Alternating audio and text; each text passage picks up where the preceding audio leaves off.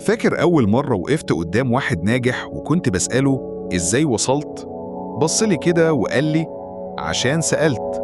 سكت وفضلت ساعتها مش فاهم هو يقصد إيه. بس لما رجعت البيت بدأت أراجع حياتي كلها. أنا عمري ما كنت بسأل، كنت مستني الناس تفهمني، مستني الفرص تجيلي لوحدها. بس الحقيقة أول خطوة خدتني للطريق الصح كانت إني بدأت أسأل. كنت محتار أبدأ منين. سألت حد نجح قبلي، سألت نفسي أنا عايز إيه، سألت ربنا في صلاتي.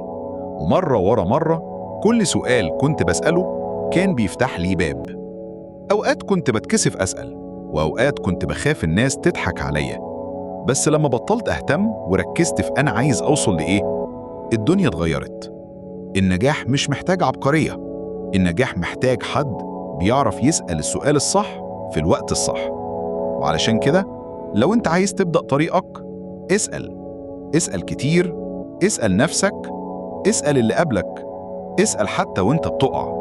وقبل ما نكمل باقي الخطوات في الفيديوهات الجاية، صلوا على النبي كده واشترك في القناة علشان نكمل مع بعض الطريق، لأن اللي جاي أقوى. سؤال ليك، لو قدامك فرصة تسأل أي سؤال لحد ناجح هتسأله إيه؟ اكتب لي في التعليقات وهرد عليك بنفسي.